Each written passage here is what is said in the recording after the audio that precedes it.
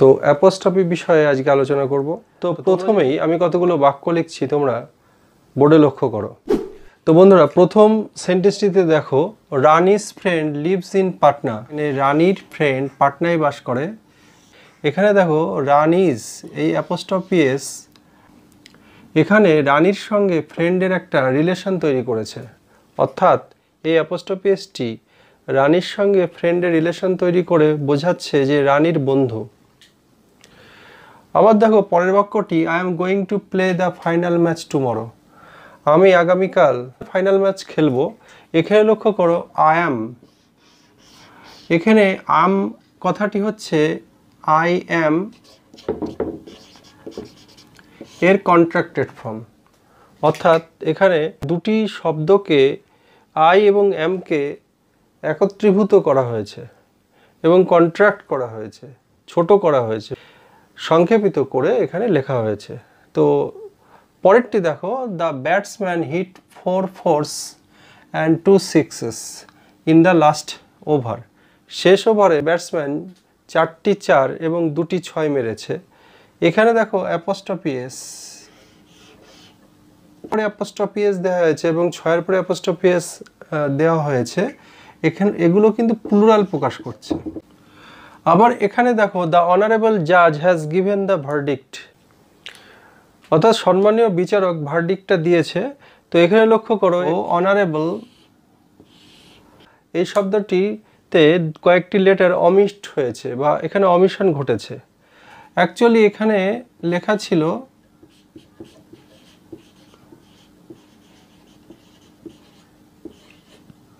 Honourable. তো অনারেবলের মধ্যে ও you আর এই অংশটির অমিট হয়েছে বা এই অংশটির অমিশন ঘটেছে, আমরা এখানে অ্যাপোস্ট্রফি দিয়েছি। তো এখানে দেখো 4টি বাক্যে 4 রকমভাবে অ্যাপোস্ট্রফির ব্যবহার করা হয়েছে।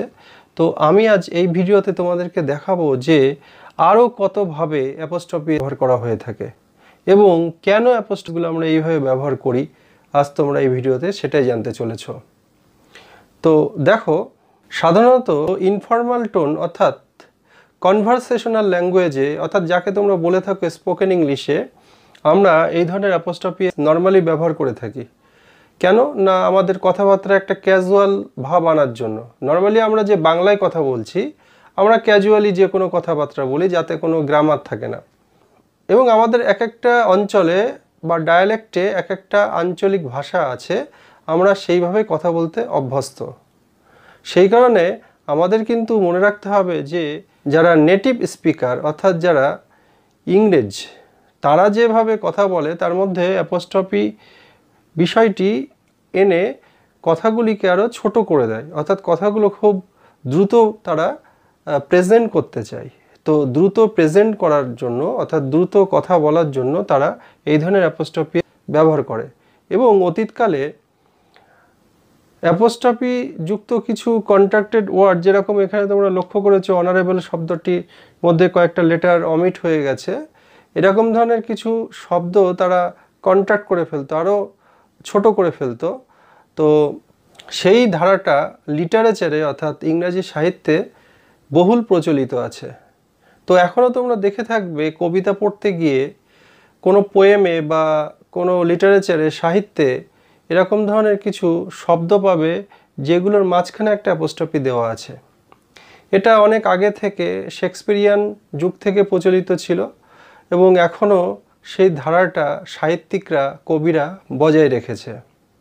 আবার অনেক সময় কবিরা বা পোয়েটরা তাদের কাব্যের মধ্যে মিটার বা রাইম বা ছন্দকে আনার জন্য অথবা সিলেবল কাউন্ট সঠিক রাখার জন্য, অর্থাৎ কয়েকটা ছন্দের সঠিক ব্যবহারের জন্য তাদের লেখার মধ্যে অ্যাপোস্ট্রফি ব্যবহার করে থাকেন। আবার দেখো, এই যে কয়েকটা আমরা দেখছি যে লেটার বাদ গিয়েছে, তো এটাকে আমরা ইউফনি বলে থাকি বা শব্দের শ্রুতি মধুরতা। অর্থাৎ কোনো একটা শব্দ পুরো উচ্চারণ না করে আমরা যদি সংক্ষেপে উচ্চারণ করি তবে সেটাকে আমরা বলি শ্রুতি মধুরতা বা ইউফনি। তো কতগুলো আমি অ্যাপোস্ট্রফির ফাংশন বা কাজ এবং কিছু এক্সাম্পল দিচ্ছি তোমাদের বিষয়টা আরও সহজ করার জন্য। তো বোর্ডটা লক্ষ্য করো, অ্যাপোস্ট্রফির কিছু ফাংশন এবং তার এক্সাম্পল আমি লিখেছি। তোমরা খুব সহজেই এই ফাংশন এবং এক্সাম্পলগুলো বুঝতে পারলেই অ্যাপোস্ট্রফি বিষয়ে তোমাদের কোনো ডাউট থাকবে না। খুব সহজেই তোমরা অ্যাপোস্ট্রফি বিষয়টি বুঝে যাবে এবং প্র্যাকটিক্যালি তোমরা ব্যবহার করতে পারবে। তো মূলত অ্যাপোস্ট্রফির ফাংশন 5টি। প্রথম ফাংশন হচ্ছে to form possessive of a singular noun. একটা সিঙ্গুলার নাউন অর্থাৎ তার প্লুরাল ফর্ম নেই। এখানে একটা প্রপার নাউন লেখা হয়েছে কমল, এটা সিঙ্গুলার অর্থাৎ একজনকে বোঝানো হচ্ছে।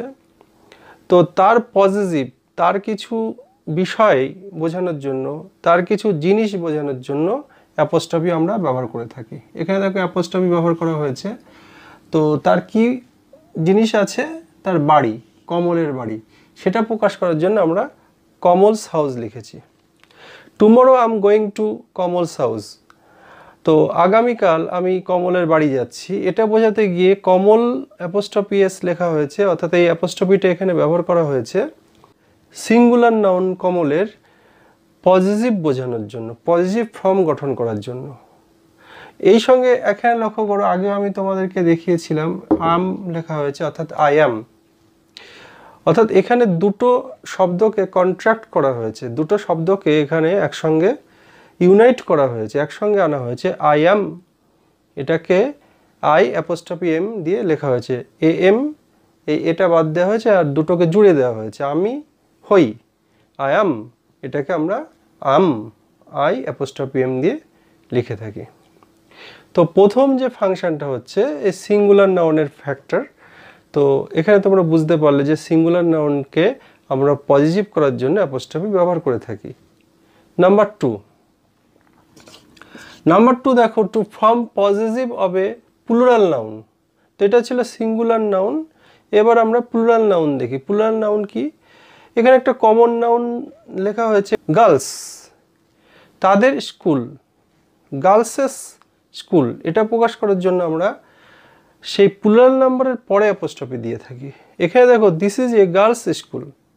এখানে তোমাদের অনেক সময় কনফিউশন হয়, তোমরা অনেকেই এইভাবে লিখে ফেলো জিআইআরএল অ্যাপোস্ট্রফি এস। তো এই জিআইআরএল অ্যাপোস্ট্রফি এস হবে না, অর্থাৎ গার্লকে প্লুরাল করবে গার্লস, তারপরে অ্যাপোস্ট্রফি দেবে। একইভাবে বয়েজেস স্কুলও তোমরা এইভাবে লিখবে। কিভাবে? আমি উপরে লিখে দিই, বয়ের পরে এস লিখলে বয়েজ, তারপরে অ্যাপোস্ট্রফি দেবে। অর্থাৎ এখানে একটা এস ছিল, সেটা আমরা লিখছি না। তো এইভাবে to form positive of a plural noun where plural number is formed with s or yes, অর্থাৎ যেখানে এই প্লুরালটা এস বা ইয়েস দিয়ে গঠিত হচ্ছে, সেই ক্ষেত্রে এইভাবে আমরা অ্যাপোস্ট্রফি দিয়ে থাকি। তো আমরা এখানে এস দিয়েছি, তোমরা লক্ষ্য করেছ। তো সেই কারণে আমরা অ্যাপোস্ট্রফিটা তারপরে দিয়ে থাকি এইভাবে। Number 3, to form the possessive plural noun where there is no plural form with s or es। তো এতে গেল আমরা প্লুরাল করতে গিয়ে এস বা এস দিয়েছি। অনেক সময় দেখা যায় কোনো একটা নাউনের প্লুরাল করি আমরা, তাতে এস বা এস থাকে না, অন্যভাবে চেঞ্জ হয়। তো যেমন এখানে ব্যবহার করা হয়েছে দিস ইজ এ চিলড্রেন্স বুক, এটা একটা শিশুদের বই, বা দিস ইজ চিলড্রেন্স পার্ক, এটা একটা শিশুদের park, children apostrophe S park. Number 4, to indicate the omission of letter or letters, অর্থাৎ আমাদের কোনো একটা শব্দকে যদি আমরা ইউফনি করি, অর্থাৎ কিনা সেই শব্দের উচ্চারণের মধ্যে আমরা মাধুর্য আনি, একটা প্লেজেন্ট ভাব আনার চেষ্টা করি, তখন আমাদের সেই ওয়ার্ডের মধ্যে আমাদের কতগুলো লেটার বাদ দিয়ে আমরা অ্যাপোস্ট্রফি সেখানে বসিয়ে দিই। অর্থাৎ আমরা অ্যাপোস্ট্রফিটা বসাচ্ছি লেখাটা দেখানোর জন্য। আমরা বলার সময় আমরা শব্দটার মধ্যে কয়েকটা লেটার বাদ দিয়ে দিই, তো সেটা প্রকাশ করার জন্য আমরা এইভাবে অ্যাপোস্ট্রফি দিই। তো লক্ষ্য করো এখানে আমি লিখেছি I have never been to Delhi, আমি কখনো দিল্লি যাইনি। I have never been to Delhi, never কথাটাকে আমি এইভাবে লিখেছি I have never been to Delhi. খুব দ্রুত যদি আমরা বলি I have never been to Delhi, এখানে কি ছিল? নেভার। আমরা এই ভি, এই লেটারটাকে বাদ দিয়ে এখানে অ্যাপোস্ট্রফি বসিয়ে থাকি। তো তোমরা অনেক সময় পোয়েমের মধ্যে বা কোনো লিটারেচারে এই ধরনের শব্দ আরও পেয়ে যাবে, আমি তার লিস্ট এর পরেই দিয়ে দেব। Number 5, to form plurals of letters or figures. তো অনেক সময় দেখা যায় অ্যালফাবেটের যে 26টি লেটার রয়েছে সেই লেটারগুলোকে আমাদের প্লুরাল করার প্রয়োজন পড়ে। যেমন A B C D, এই A বা B অনেকগুলো B, বিজ অনেকগুলো A, এজ একটা A অনেকগুলো A, এজ একটা B, B অনেকগুলো B, বিজ। তা এই অনেকগুলো B অনেকগুলো A কীভাবে লিখবে? এই যে ব্যাপারটা, বা অনেক সময় দেখা যায় আমাদের অনেক পাড়ায় অনেক MA পাস রয়েছে এরকম বোঝাতে হয়, বা আমরা অনেক সময় বলি যে 100-র মধ্যে 10টা 10 আছে, এই যে 10টা 10 আমরা কিভাবে লিখি? এই অ্যাপোস্ট্রফি দিয়ে। মডার্ন ইংলিশে এই অ্যাপোস্ট্রফিগুলো বাদ দিয়েও দেওয়া হয়। তো দেয়ার আর 2 MAs ইন আওয়ার লোকালিটি, আমাদের এলাকায় 2 জন MA পাস আছে। তো এই যে 2 MAs এই অ্যাপোস্ট্রফি এস দেওয়া হয়েছে।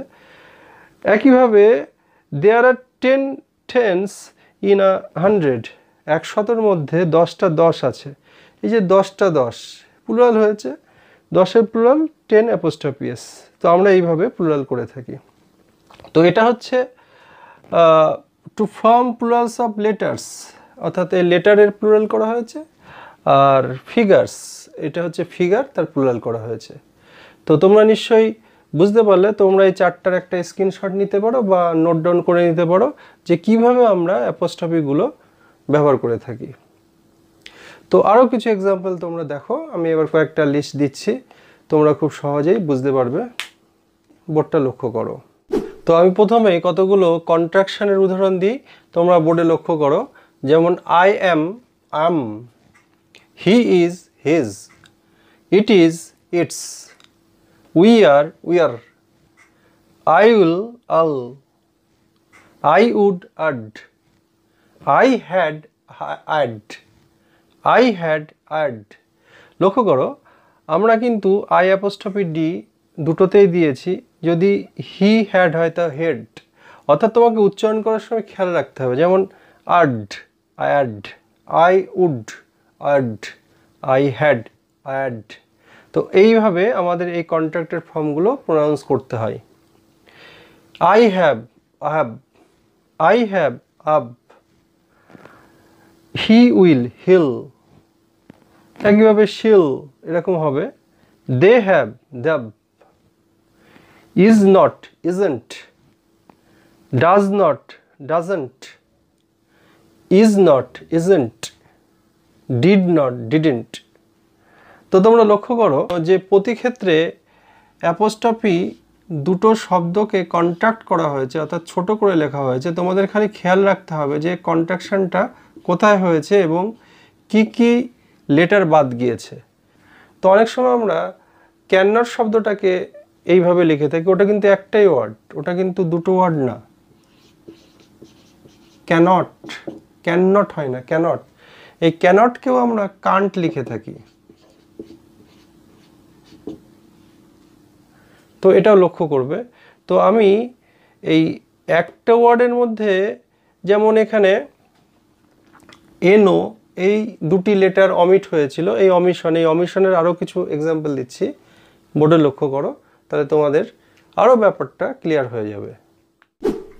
তো বন্ধুরা, ফাইনালি আমি আরও কিছু এক্সাম্পল দিয়েছি।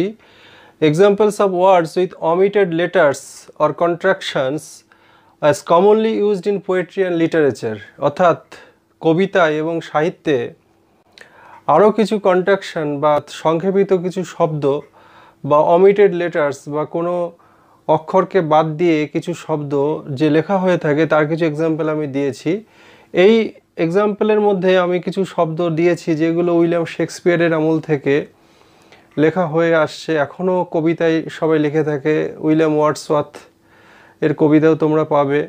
তো দেখো এই ধরনের শব্দগুলি আমরা এখনও ব্যবহার করি অথবা ক্যাজুয়ালি আমরা বলে থাকি।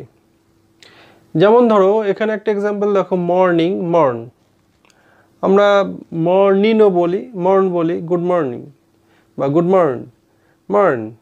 তো এই যে কথাগুলো আমরা, অথবা ধরো বিকজ, আমরা কজ বলে থাকি, কজ, কথায় কথায় আমরা বিকজ না বলে কজ বলি। তো এই যে কথাগুলি কন্ট্রাক্টেড হয়ে এইভাবে চলে এসেছে। তো তোমরা এবার বোর্ডে লক্ষ্য করো যে আমরা কিভাবে এই শব্দ থেকে লেটারগুলোকে অমিট করি বা কোনোটা কন্ট্রাক্ট করে থাকি। এই অংশটা অ্যাডভান্স স্টুডেন্টদের জন্য হলেও যারা বেসিক লেভেলে এই বিষয়গুলো বুঝবে তারা কিন্তু অটোমেটিক্যালি অ্যাডভান্স লেভেলে চলে যাবে। তোমরা খুব সহজে বুঝতে পারবে যে কিভাবে এগুলো ব্যবহার হয়ে থাকে। তো আগে আমি কিছু এক্সাম্পল দিয়েছিলাম, এগুলো আরেকবার এখানে রিপিট করেছি। যেমন নেভার, নেভার অ্যাপোস্ট্রফি দেওয়া হয়েছে ভি বাদ দিয়ে। এভার ভি বাদ দিয়ে লেখা হয়েছে এভার। ওভার ভি বাদ দিয়ে লেখা হয়েছে ওভার। It is.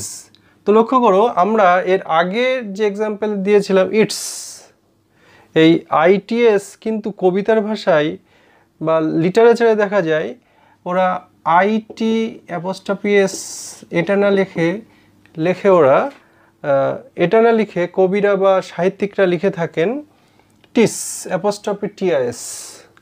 ইট ওয়াজ, টি ওয়াজ অর্থাৎ টিস, টুয়াজ এইভাবে লিখে থাকে। ইভেন ভি বাদ দিয়ে লেখা হয়েছে। তো এখানে তোমরা লক্ষ্য করো যে এখানে আই, প্রথম আইটা বাদ দিয়ে বাকিটা কন্ট্রাক্ট করা হয়েছে, জুড়ে দেওয়া হয়েছে। এরপর ইভেনটা দেখো, ইউএন ভি বাদ দেওয়া হয়েছে। একইভাবে এভারমোর ভি বাদ দেওয়া হয়েছে এভারমোর। এভরি ভি বাদ দিয়ে এভরি। ওভারওয়েলমড ভি বাদ দিয়ে ওভারওয়েলমড। এভারলাস্টিং ভি বাদ দিয়ে এয়ারলাস্টিং। তো এখানে ভিগুলো বাদ দিয়ে মূলত এই কন্ট্রাকশনটা করা হয়েছে, এই লেটারগুলো অমিট করা হয়েছে। তো এখানে আমরা অমিটেড লেটার বুঝলাম। তো আরও ক্ষেত্রে কিছু অমিট করা হয় এদিক ওদিক। এটা মিডলের দিকে অমিট করা হয়েছে কিছু লেটার, মাঝখানের দিক থেকে কিছু লেটার বাদ দেওয়া হয়েছে। অনেক সময় প্রথমের দিকে কিছু লেটার বাদ দেওয়া হয় বা শেষের দিকে কিছু লেটার বাদ দেওয়া হয়। তো দেখো প্রথম যে শব্দটা মর্নিং, সাধারণত আগে মর্নিং এইখানে অ্যাপোস্ট্রফি দেওয়া হতো, এখন যেহেতু শেষের দিকে অ্যাপোস্ট্রফি দেওয়া হয় না, মর্ন কথাটা লেখে। সাধারণত কবিরা মর্নিংকে মর্ন লিখে থাকেন ছন্দ মেলানোর জন্য। অ্যামংস্ট, মংস্ট এখানে এ বাদ গিয়েছে এবং অ্যাপোস্ট্রফি জুড়ে গিয়েছে। বিটুইন বিই বাদ গিয়েছে। আগে তো এ বাদ দেওয়া হয়েছিল, এ অমিট করা হয়েছিল, আর এখন তো বিই অমিট করা হয়েছে, বিইটাকে বাদ দেওয়া হয়েছে এবং টুইন করা হয়েছে। এটা ভুল গিয়েছে, এটা অ্যাকচুয়ালি